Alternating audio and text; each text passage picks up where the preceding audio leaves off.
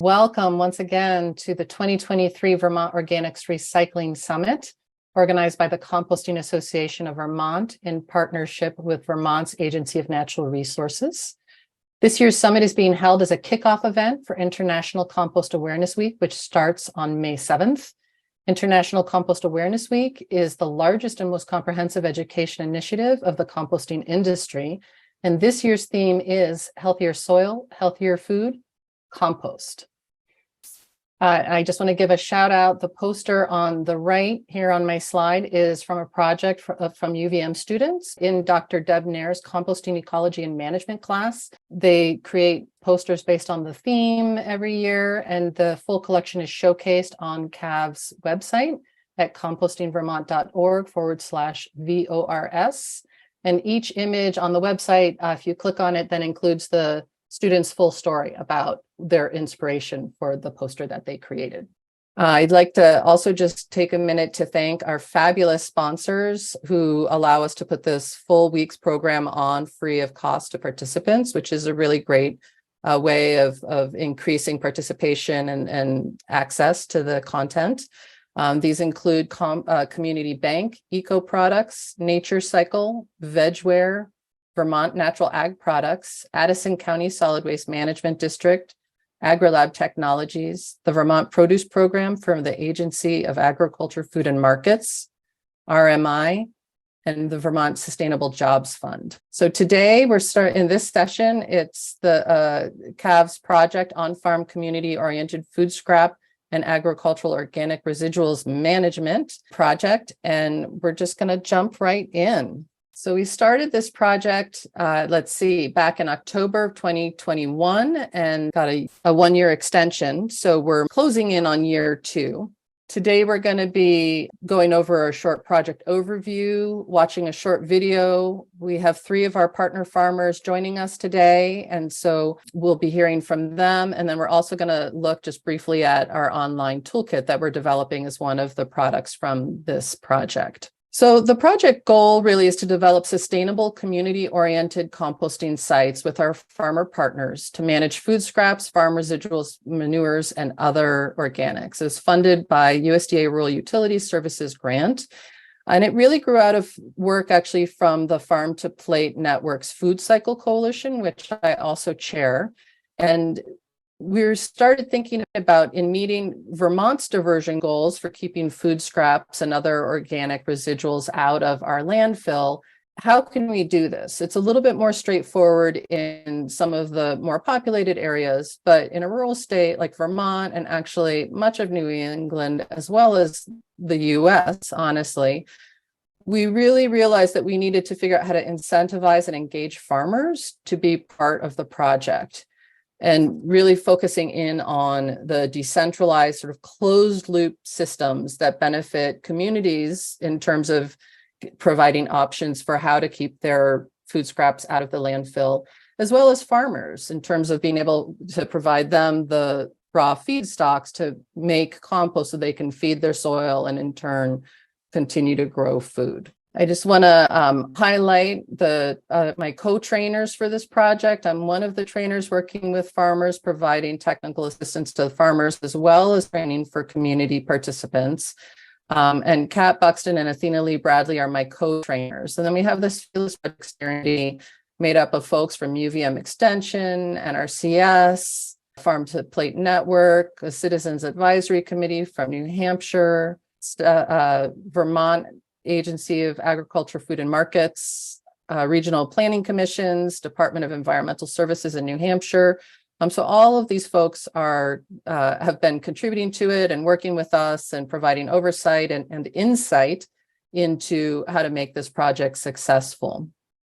I want to talk just a little bit about our 7 partner farms. We're working with 3 farms in Vermont and 4 in New Hampshire.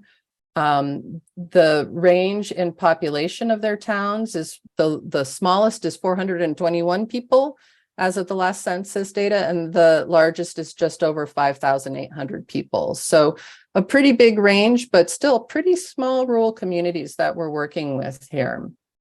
5 of our partner farmers are family owned and operated. 2 are nonprofits.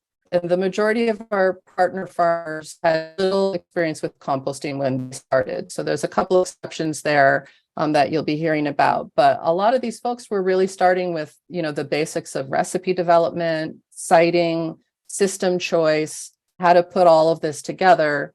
And then as well, we've been working with them on how to engage and incentivize their community members to participate. We ended up with a mix of systems. We have 2 farmers who are using sort of a tumbler system combined with bins. We have a tumbler with ASP bin system, so the pipes through there, straight up bins, windrows, and then 2 aerated static windrow systems. The community connections range from CSA members to farm stands, farmers market collections, as well as relationships with breweries, restaurants, cafes, and markets. We have this great video, and we just realized that for some reason, the volume is quite low on this, but we're going to give it a go. And it is available on the CAV website and on our YouTube channel. So if you can't hear it, hopefully it'll be enough. We've maximized all of our volume settings, but you may want to maximize yours. And then hopefully you'll be able to hear this. It's talking to our farmer partners about why they were interested in this project.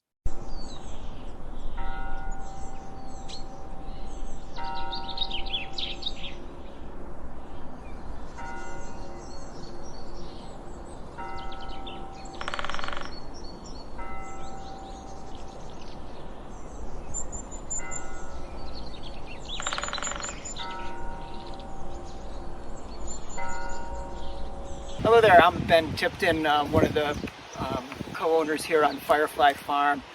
We are blessed and lucky enough to be taking part in this community composting program this year, and they're helping us construct our composting stuff on our property.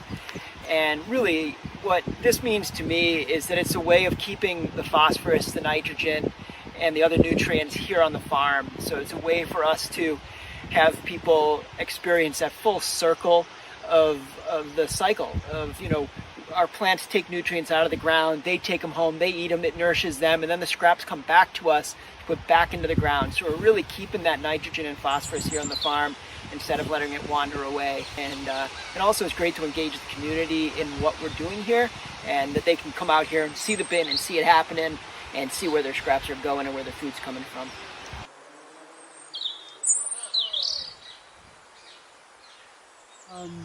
We bring in so much inputs from pretty much all over the world in terms of fertilization and whatnot for our gardens. And when we talk about regenerative, sustainable agricultural systems, creating our own fertility is extremely important. And so being able to take those local food scraps, turn them into compost, and then add that to our garden beds instead of shipping, Chilean nitrate from South America, this will allow us to close the loop and really create a truly regenerative system.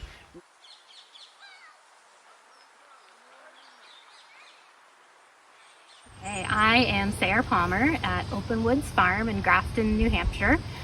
I am really excited about joining the community-based composting project because I'm learning how to compost and I have some amount of confidence in it now, whereas before I felt like it was sort of out of reach. And it's been really nice to have support from the Composting Association of Vermont and other resources throughout this process.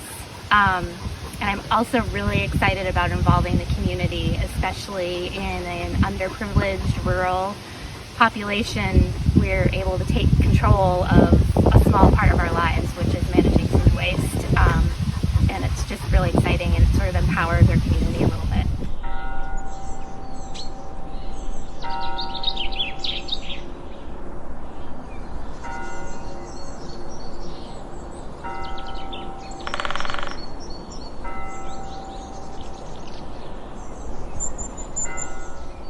Hi, my name is Liz Fryerman. My pronouns are she, her, hers, and I'm Rachel Fryerman. My pronouns are she, they, and we are co-owners and founders of Highwater Farm in Bartlett, New Hampshire. So we originally got interested in developing a compost system, I guess in the early part of last winter, when we got the opportunity to collect spent grain from a local brewery. And we were really excited to kind of put some time and energy into building out our compost system so that we could provide more of the nutrients we need for our farm, like ourselves, instead of buying that stuff in. Yeah, we saw it as both economic benefit and also thinking about from a climate perspective, keeping things as localized as possible. And so having things right on the farm, saving that transportation, the fuel costs, all of that. And we also were excited about the community aspect of composting from an educational standpoint as well as a environmental standpoint. We both have backgrounds in education, and one of our goals on the farm is to work with community members to help them better understand where their food comes from and also what goes into growing food. So compost and the nutrients that it provides for our vegetables is a key piece of that. And then the opportunity for folks to be able to contribute to that is really exciting. And then of course it also has the added benefit of keeping food scraps out of landfills and minimizing the waste that is coming from our community. So that was really exciting to us as well.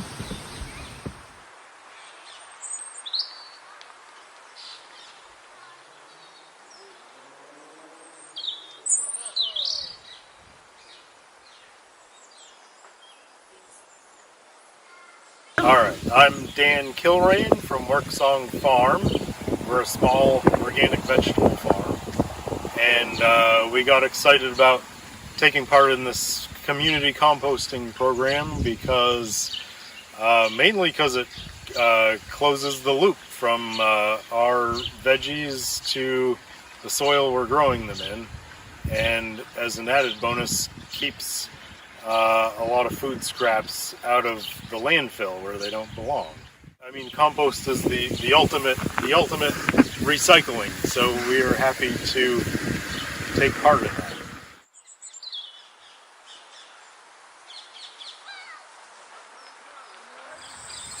I think community composting is important because it connects people to their local food systems. It diverts waste from landfills. It helps to conserve our nutrients and natural resources, and it keeps our farm inputs and outputs a little closer to home. I've been collecting food scraps from one of my 3 farmers markets that I attend, and right now it's going into our 3-bin system, and we're going to start using the Jora for our food scraps and collect from our farm stand customers next season.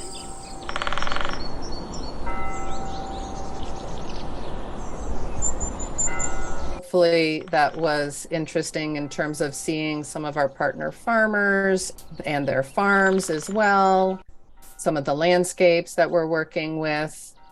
But it would probably be more interesting to go ahead and move into inviting our farmers to share a little bit with us.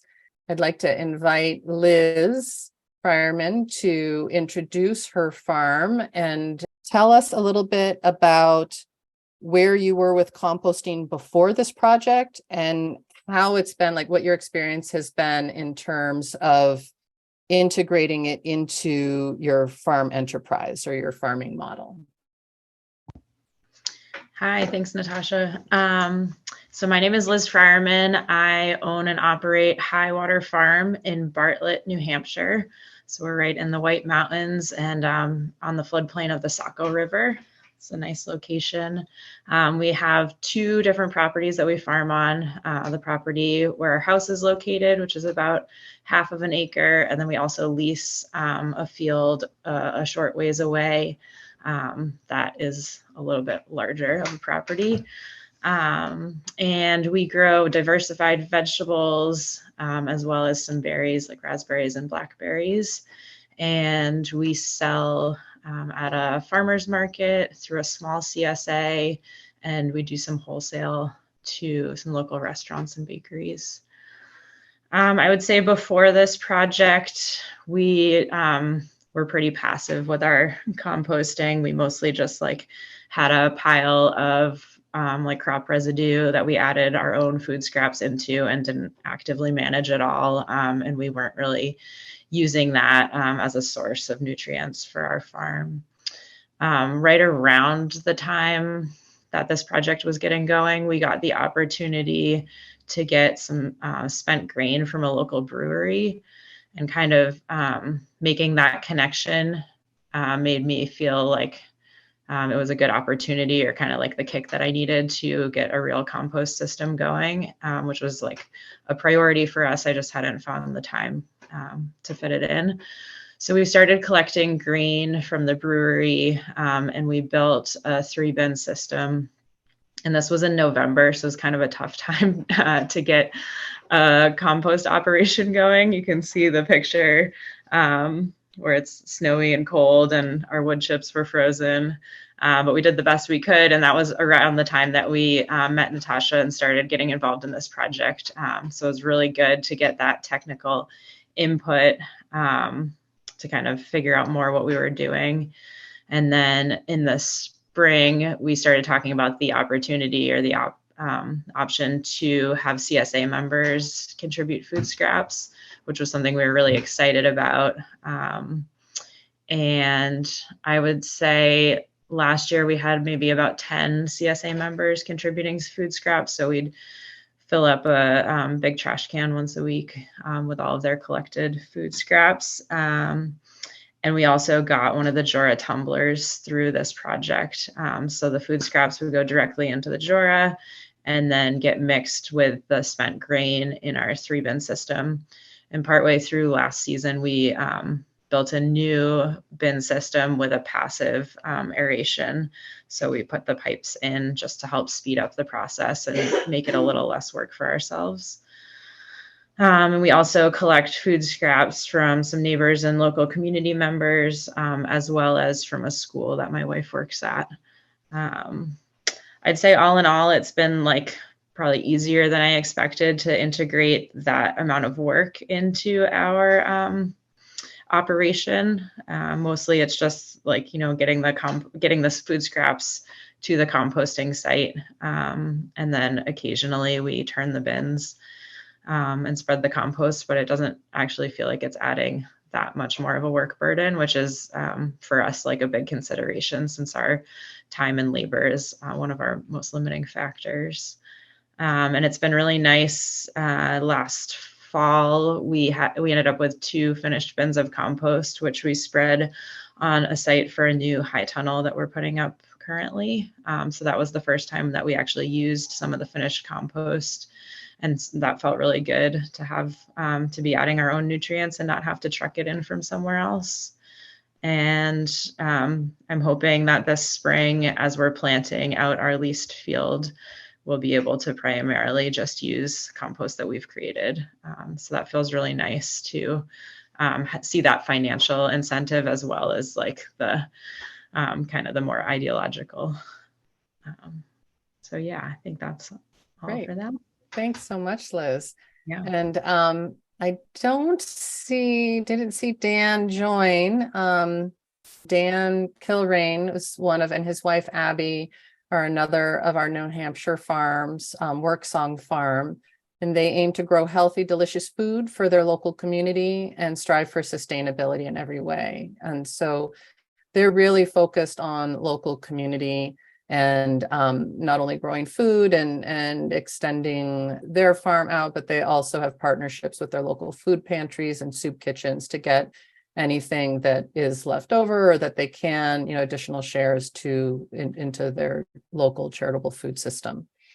I'm just going to show a couple pictures. This is Abby and their leaf pile. Before this project, they had been getting leaves delivered from local landscapers and sort of using just like a slow process and sort of leaf mulch.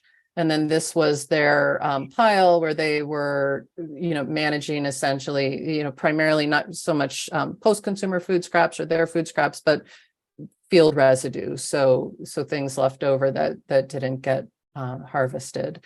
And this, Athena and I were actually just there last week, and this is one of their new windrows that they are creating. And this is just a standard windrow, no ASP.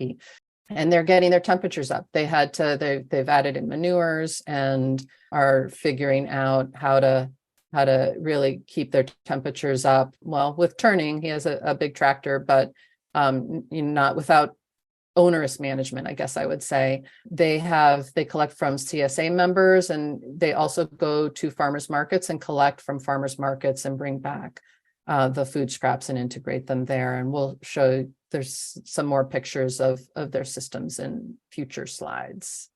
So Ben Tipton, do you want to go ahead and introduce yourself and talk a little bit about where you were with composting before the project and where you're at now?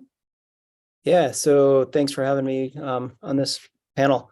Yeah, so I'm at Firefly Farm. I co-own it with my wife, Michelle. And we started our farm 5 years ago. And over these past 5 years, I'm really focusing on infrastructure, and compost was always kind of like, oh, just put a pile out back and we'll get to it after the infrastructure is done. And then luckily we were kind of tapering down on infrastructure. Same time we met, the Vermont organic, or Natasha and Kat. And we're like, okay, time to put some real thought into our composting. So we have a 3-bin system that we move with a tractor. We initially were going to put a solid roof on it, but then we switched over to just tarping it. So I opened the tarp up these past couple of rainy days. I opened it up, got it wet, put the tarp back over today. So we have a 3-bin system that we gradually fill the bin on the far right and then move over. It gets flipped into the 2nd bin and then eventually gets flipped into the 3rd bin. All these bins are sized. My tractor bucket fits right in there. And then it comes out and piled. And we're just about, actually later today, I'm going to go out and start making beds in a new hoop house, new high tunnel with the compost we made last year. So we have a 35-member CSA. Probably about a third of our CSA members bring us wastes. And we really are trying to partner with our CSA members in sharing the workload. So this year, we're not washing buckets anymore. They bring the buckets, dump them. We have them dumped into totes. And then I just dump a full tote in, and I can keep track of my volumes that way easier. And so it's kind of sharing that load, again, bringing that full community aspect to the project. And it's not just relying on the farmer to do all the work. It's, hey, if you ate it, you wasted it, you have a responsibility for it. So, that full cycle type thing. Absolutely. Thank you. You're welcome. Athena, do you want to pick up here? I will. Okay. Liz, what have you learned so far about composting, working with your community, and what does your community support participation look like? So I think before this project, I was somewhat overwhelmed by the more sciencey technical details of composting. And like I said, I just kind of piled everything and let it do its thing naturally. So I've really been learning a lot about, how to create the right combination of ingredients for the compost, and then how to monitor to make sure the process is working how we want it to. So that's been really helpful to have that technical oversight. And I think in terms of community participation, it's been cool to see how excited people get about it, and how important it is to people. I guess one thing that surprised me this year doing CSA signups is that we've actually had people sign up for our CSA because of the composting. Not so much the vegetables, but they're excited to have somewhere to send their food scraps. So that's been really neat. And a lot of people pretty eager to, or offering to volunteer their time and energy into helping us manage the compost. So that's been really neat. And then, like I said, too, we do get some food scraps from a school. And so that's neat to just have kids kind of thinking about it and engaged in it in a more educational way. I think that's it. Great. Thank you, Liz. And I'm so impressed that you have CSA members joining your CSA for the composting. That's awesome. Thanks. Okay. Go ahead, Ben. Yeah, so our goals kind of going forward are to keep expanding out, what we're taking in and just keep dialing in our recipe. The photo here on the left was what we made last year, and really kind of incorporating that into our nutrient management plan on the farm. How does that add in with, our use of other amendments and other additions to the farm, and trying to minimize those amendments and the costs that are associated with those amendments. So, our goals throughout the project have kind of changed, in that we realized initially, I think the big thing was for me to wash and take care of, that community sharing, I think really changed. Initially I was like, oh, it's a service we'll provide. It's a service we'll provide to our customers. And realizing really quick that, I was spending 1 to 3 hours a week washing buckets and doing stuff. And we needed to streamline that down. We needed to make that not happen on the farm because, I can do a lot of farm work in 1 to 3 hours versus washing buckets. And so sharing that load, I think, was how our goals have changed. Hey, thank you, Ben. Pat. Well, I'm going to ask that question of Liz. I think we got a little confused in our slides. And that's fine. So Liz, tell us, what are your goals moving forward and how are things changing for you in the project? You've spoke to some of this already. But yeah, what are you thinking about for your future in composting? I think primarily we're just interested in continuing to scale up our production. I think we're growing our CSA this year again by 50%. So hopefully we'll have more food scraps coming to the farm. And I think we have the labor required to kind of manage that increase in volume. And we're going to continue to get grain from the brewery. And there are some other local opportunities that we're interested in exploring. There's a winery nearby where there's a potential for compost collaboration, as well as some other educational programs that we could get food scraps from. So just continuing to grow our volume so that we're producing more of what we need on the farm.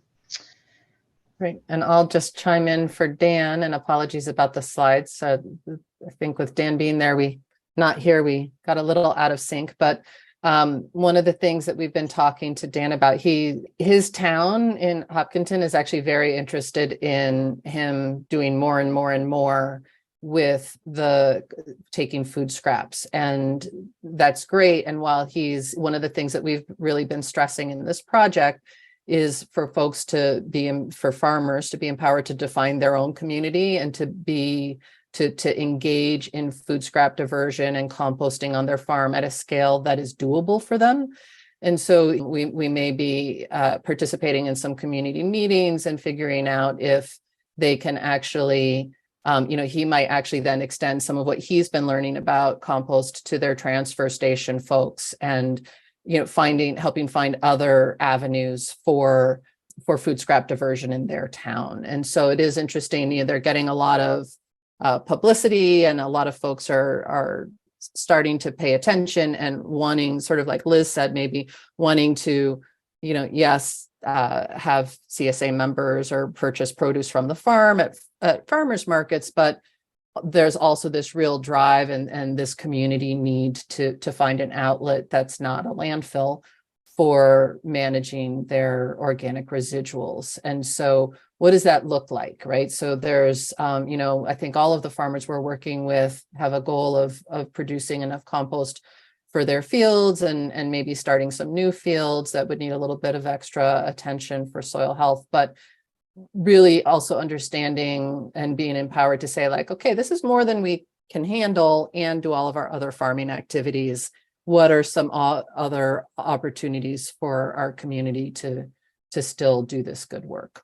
I'm just going to give a shout out. We're going to have plenty of time for, I see some questions coming in, but we're going to, and we'll have plenty of time for that. But one of the main products of this project is an online toolkit for on-farm composting, and it's at onfarmcomposting.org. And it's essentially multimedia resources that we've been developing as we work with our different partner farmers. We have what we call compost tea talks. So sort of like a noontime brown bag lunch and learn opportunities, on different topics, whether it's troubleshooting or winter composting or community engagement and partnerships. And then these sort of spin out into resources, and it is organized for farmers, for community members who are engaging with their farmers, or whether it's our partner farmers or other farmers, sort of really understanding and honoring the role that farmers play, and not having all of that work, like Ben was saying, put on the farmer, right? This is shared responsibility. And then there's also a series of, there will be a series of resources for organizations who work to support farmers and communities in terms of zero waste efforts or organic diversion, all of these different types of things. So we're sharing the surveys that we did, how we found, how we identified our farmer partners, what this whole process looks like, sort of soup to nuts. And the toolkit is definitely a work in progress. So it's a sort of a living toolkit. I have a whole bunch of resources that are just sort of became ready right before this week. And so I haven't had a chance to put them up yet, but if you are looking for something and you don't see it there yet, do check back. And if we have time, I can also pull that up and we can take a look at it together. But I'm going to stop sharing my screen now. So just thank USDA again for their support of this. And with that, I'm just going to open it up to Q&A, either for Kat, Athena, and myself in terms of project management, or to Ben and Liz for questions. And I do see that we've had some questions in. I'm just going to go ahead and start reading them. So Linda says, great project question for the farmers. What were the main barriers that kept you from composting before this project? And what did the project provide you with that you might have been lacking before? Ben, do you want to? Yeah. Go So first? yeah, we were composting. We were just doing, pile it in a pile and hope it happens type composting. And I think the technical support, the financial support, we have to prioritize what we spend money on the farm, and to have that financial support was like, oh yeah, this is the project we can do, versus, 5 years from now, we'll get to it. So that really helped a lot. And having the ability, and I think the biggest thing is the support that small scale community food scrap collection can work, and might be, in my opinion, the best solution. Than having, again, economies of scale are not always great. So maybe staying small, neighbors can walk it to you, is better than, big trucks driving around picking the stuff up. So. Yeah. Before I pass it to you, Liz, I didn't mention that part of our project was to provide a $2,000 stipend to each of our partner farmers to help offset or cover the infrastructure that goes along with this project. So that's what Ben was referring to. Go ahead, Liz. Yeah, I think for me, kind of the barrier initially had to do with not feeling like I had the expertise I needed, and then also not feeling like I had the time to acquire that expertise. So it just wasn't a priority. So signing up for this project, it provided that technical assistance, which was great. But I feel like also just the accountability of someone's paying attention to what we're doing. And that is kind of the incentive that I need to prioritize it and make sure that it actually happens. So yeah, I think that was one of the more helpful aspects of things. Great. So Jason says that they're initiating a similar project in Iowa, and Kat or Athena, you guys can take this question maybe. What was the process or outreach for engaging farms to be involved with this project? Do either of you want to jump in? Yeah, I'll have a go at that. The process was just reaching out, so we came up with our project proposal. Tried to keep it short, knowing that farmers are really busy. And if we wanted to capture their attention, we had to do that in small bits. And then we just cast a net as far as we could, using the networks of partner organizations, NOFA and Rural Vermont and Vermont Healthy Soils Coalition, and more. And conservation districts helped us out too to get the word out. And I think some others did as well. Farm to plate. Yeah, farm to plate. And then so we were trying, the grant made it so that we were trying to really get rural areas. So trying to find population centers that were small, and farms that match. So then we got a whole lot of interest from farms, and then we had to sort of go through and figure out what the population was in each place, and then also try and just make sure that we were being representative of different parts of the state. We were able to choose 8 farms at first, and 1 farm had to drop out. It just wasn't the right project for them. So the 7 we have are a really nice geographical location. There were a series of follow-up calls to make sure that everybody understood the parameters of the program.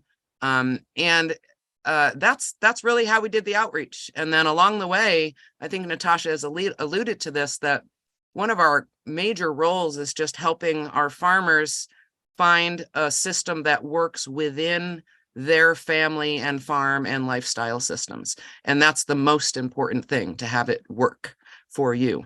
Once you get going, then you can decide how you want to scale up. Athena, I don't know if you wanted to add anything to that. Yeah, just to add that when we started out with our farmer partners, we did an on-farm community food scraps composting assessment with them through a series of farm meetings individually with each farmer partner.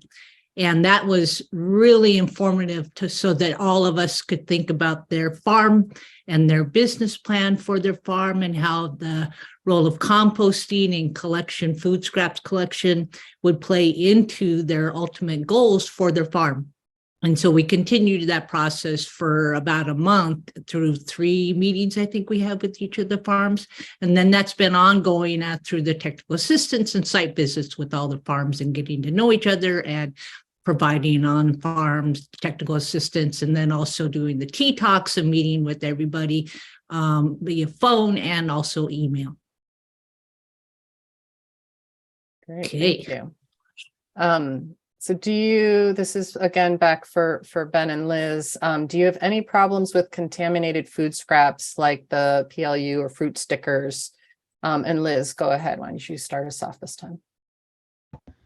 So one of the great resources that came through this project were like lots of flyers and things to help educate our CSA members, lists of things that could or could not go into the compost. So that was really helpful to not have to create all of that stuff ourselves. So I think from the get-go, our CSA members were pretty aware of what could and couldn't go into the compost. There's definitely, like, people aren't perfect. So there is a small amount of plastic contamination, I would say. And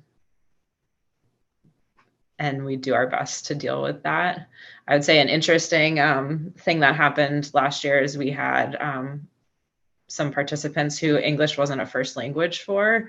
And so we were actually, that was like our biggest kind of concern, was just they didn't understand what could not go into the compost, and they would arrive with like gallons of milk and interesting things that we did not want. So yeah, there is that communication piece, but some of the resources we've gotten through this project have been really helpful for that. Right. And Ben, I saw you did put a response in the chat, but do you want to elaborate on that at all? Yeah, I think the other thing about I think the biggest thing I know is about being small. I think it's easier to keep those things out, because like I know the 4 people that brought me stuff, I know their cars, they pulled in the driveway. I know who put stuff in the bin. We don't target those people, but we just send out a gentle, kind reminder saying, hey, plastic doesn't decompose, can you please just double down on this stuff? And, so being small, I can keep track. I know when that is increasing, and, just like anything, it goes through cycles, and we'll see a bunch for a while, and then we'll see none for a while, and then we'll see a bunch, and then we'll see none. And, I pick it out. It's not a big deal. It's kind of, but yeah, it's definitely an issue. And, when you buy bananas, there's 15 stickers on the bananas, it's like, come on, put 1 sticker on. So I think maybe, organizations, if there's anybody on this thing from bigger organizations, can like maybe pass a national law, you can put 1 sticker on bananas. So, yeah. And I'll just share some of the experience. Dan Kilrain from Worksong Farm, sort of like Ben was saying, right? He had this like all of a sudden there were like little bits sort of coming in, and it wasn't a lot from any one person. And so one of the things that we recommended that he actually found was really successful was he just decided like, okay, in this day, I'm just going to like pick it all and put it together and take a picture of it and email it out, because these are his CSA customers. He, and just be like, so he's not, again, like Ben was saying, not calling out anyone specifically, but saying like, look, it may feel like you're letting one thing slip through, but here's a bucket full of stuff that we had to pick because it adds up. And that was really effective. And what's really been shown, I think with our partner farmers and with other sites that Pat Athena and I and others have worked with, is when you have this relational diversion model, people do feel more accountable to keep it cleaner than when it's more contractual and you're just putting it in a bin down at the end of your driveway or dropping it somewhere and you don't even necessarily know what happens to it afterwards. And so that is, I think, one of the things that we find as a strength to this approach, this community-oriented approach. Let's see. Another question is, do you need any kind of license or inspection before you set up a farm compost system? And what equipment do you need? I'll just address that really quickly. Jane, I'm not sure what state you're in, where you're joining from, but different states have different rules around that. We initially started with our partner farmers in Vermont to explain those rules. Okay, so Minnesota, I'm not sure what Minnesota rules are. That's something you'd need to check. And we actually have a tip sheet for all the different places that folks should check in before starting. But in New Hampshire and Vermont, it's on-farm composting is clearly defined, or community scale composting is defined. And it's based on volume, as well as in New Hampshire, footprint. So like the size of your compost area that you're setting up, where you're managing this stuff.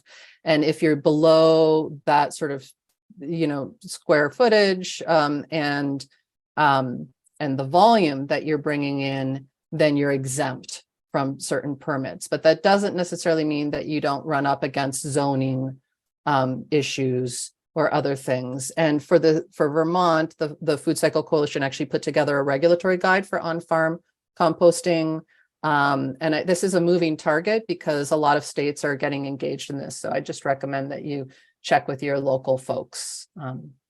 So I'm not seeing immediately any other questions. Did folks have anything else they want to know? Things to think about? Next steps for this. Oh, what equipment? We'll back up. Yes. What equipment is needed? So Liz and Ben, do you want to take that first? And then maybe Athena or Kat, we can answer that more broadly.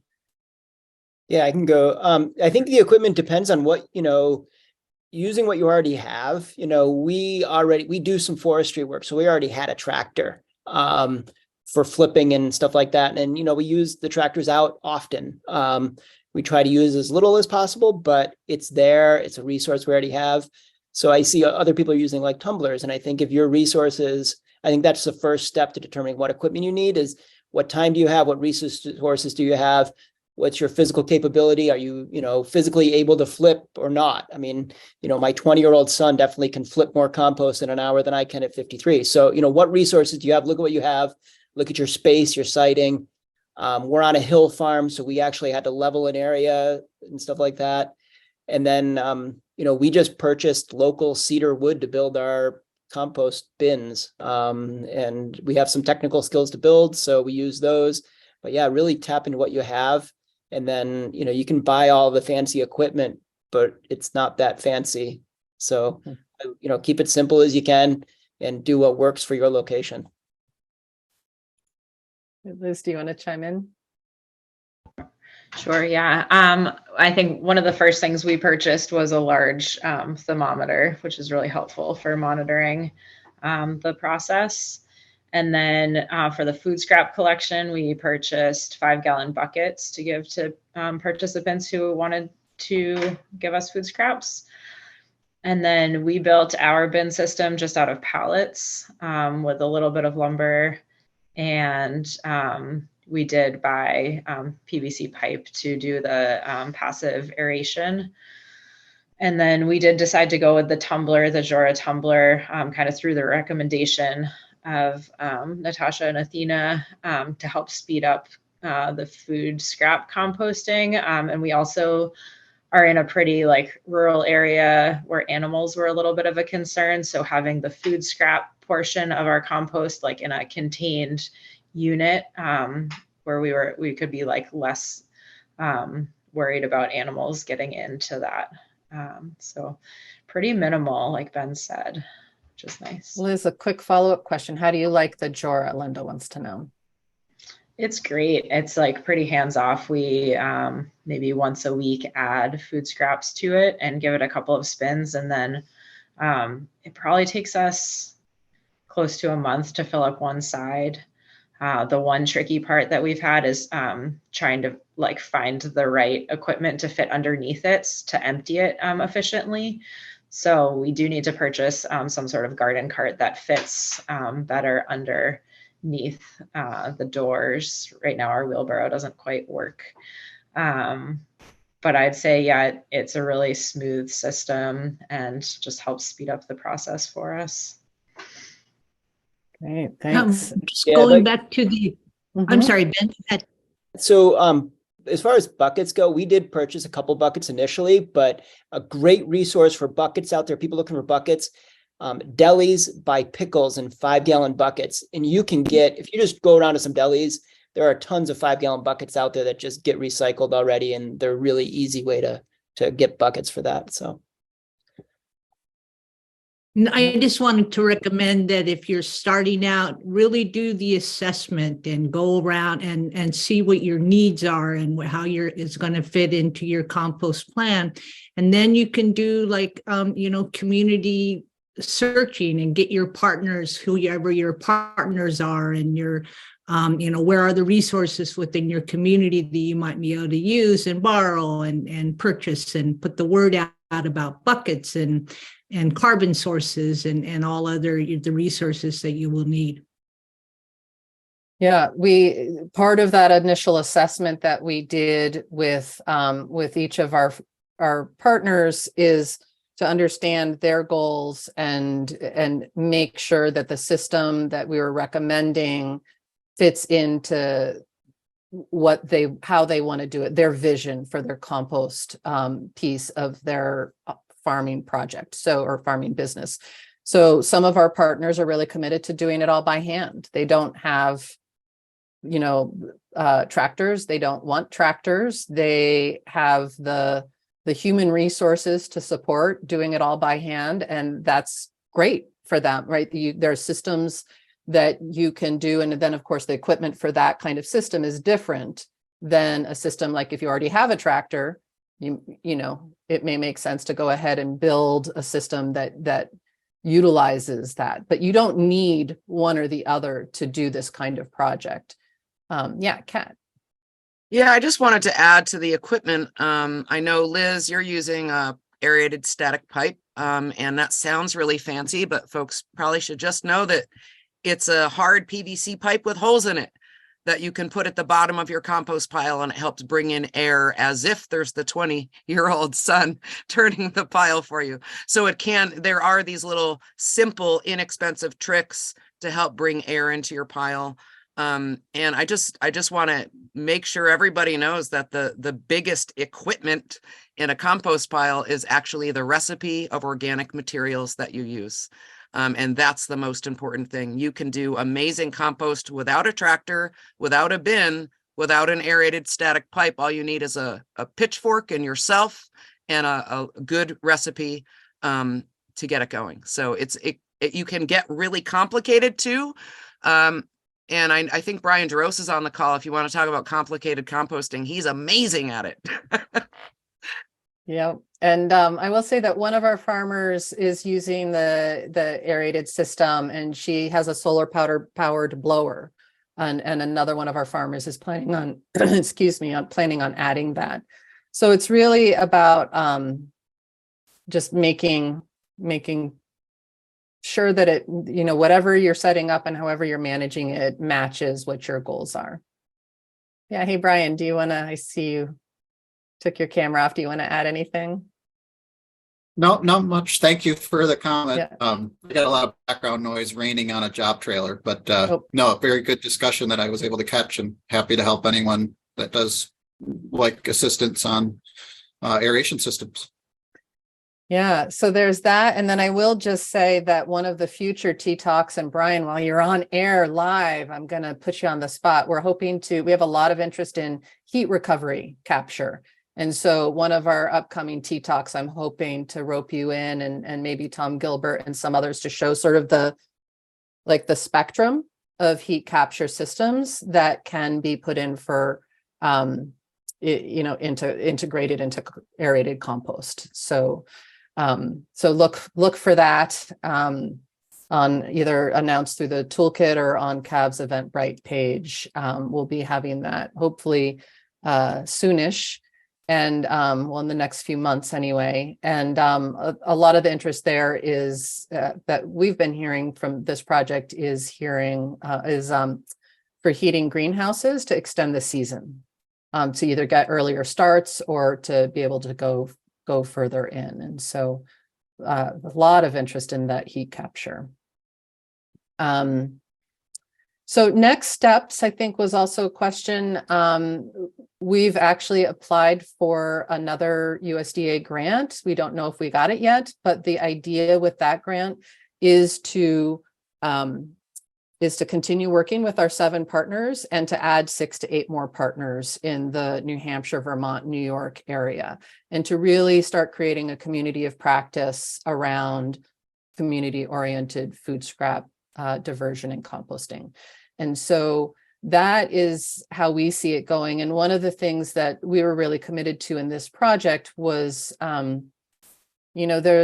have been a lot of instances of farmers, being interested in composting, but having there's like a one day, this is how you compost workshop. And then people come back a year later and they're like, why aren't they composting? And so what we've found is that it's an iterative process. It's hard to know all of the questions that you might have from the people side, as well as the technical, more science composting side, until the farmers actually start doing this and get their hands dirty, so to speak. And so being able to have a project like this where we can provide sort of ongoing virtual technical assistant, we're available, we provide additional resources, we organize these T-Talks, but also combined with site visits where it could be, a community event or community training, as well as visiting and giving, sort of doing a technical site checkup and seeing how things are going, or if recipes need to be tweaked or any of that. And so what we found is that our farmers are all at different stages, right? So some were slower to start for a variety of reasons, and others are, already spreading some finished compost and digging into it, which is fabulous, and everything in between. So it's really a wonderful opportunity to be able to work with farmers where they're at and provide that support as we go. Kat, yeah. In terms of next steps, I just wanted to share a hopeful one, and I heard some seeds of it. Liz talked about CSA members wanting to come and help out and learn about composting. And, I just loved, and someone just put in the chat a resource. People are learning how to compost. And I love the idea of our farms not only helping to recycle nutrients, but being places where community can integrate and help out and learn, and then spread that knowledge outward. I do a lot of composting with schools. I think it's a great way to go to get the youth involved. And I know, Liz, you guys are also getting food scraps from schools, and it comes with its contamination challenges, but the education and the possibilities that come out of that are really great. So I just love the idea of people teaching people how to compost and helping each other, more than a one-off situation, like Natasha was saying. Yeah, I think it really goes far to normalize and change the culture around how we manage these resources, right? So the more we're doing it, the more people are exposed to it, the more they see, wouldn't it be great if you go to a farmer's market and the majority of farmers, if not all of them, are taking food scraps back, they're, whether it's the carrot tips or whatever, back to their farm to manage. There's a lot of opportunity there. Anything else? Oh yeah, Athena. I just wanted to say that all our farms are so diverse in their farms and in their collection and their systems that it's been wonderful to work with them and learn from them and share everything. And if anybody is interested in our quarterly reports, and we'll be putting together a final report, and we have a great document that summarizes each of our farms' operation and their food scrap collection and the technical assistance we've provided and everything. So if anybody would like those documents, just reach out to us and we're happy to share. Thank you. I just thought I'd put up, this is the on-farm composting toolkit. And so it's sort of organized for, resources for farmers, communities, and organizations. As you drill into it, we have it sort of divided up, like getting started. Okay, now you've started. Now what? Now what do we do? How do you learn from your record keeping and maybe tweak your recipe, and then sort of continuing to iterate and refine your collection systems. And so some say, like, coming soon. We have this up here so folks know that we're developing these resources. And you can just keep sort of drilling into these different things. And just as a quick thing, just because we were talking about equipment and resources, we do have like an asset mapping exercise that we do with farms and provide to farmers, which can be done really with organizations or anybody, but it's just a way of sort of like thinking really broadly and mapping out who can you connect with, who might have the extra sources of carbon, who might, does anyone know the local hardware store and could get a discount on some of the lumber or the PVC piping if you're going that route. So just those kinds of things. And I see that some folks are putting links into the chat. So there's from Misty at USDA Rural Development. There's some funding programs, the Solid Waste Management Grant Program. There's a link for that in there, as well as Rural Energy for America program for agricultural producers and small businesses. And I will also just say that on Thursday, we're going to be having a presentation from Tom Aiken with NRCS about some of their funding opportunities and programs that support composting and compost use on farms. And then there's compost calculator link, and we'll capture all of these links and share them with the recording. So we'll just have a little list of the links. And Linda put in ILSRs has a great community composting coalition national network list. That's a pretty active listserv that is nice, again, to just support that community of practice and help folks learn from each other and share lessons learned or share resources or tips, sort of like what you were getting from from Ben about the pickle buckets. And I think if no one else has other questions, just thank you so much to Ben and Liz for joining us, and Kat and Athena for being my co-partners and co-trainers in this project, and to all of you for participating today and your questions. So we look forward to engaging with you all on this project, and hopefully some of the resources we're producing will be useful to you. Yeah, join us on our compost tea talks. They're open to everybody. Thanks, everyone. Happy composting.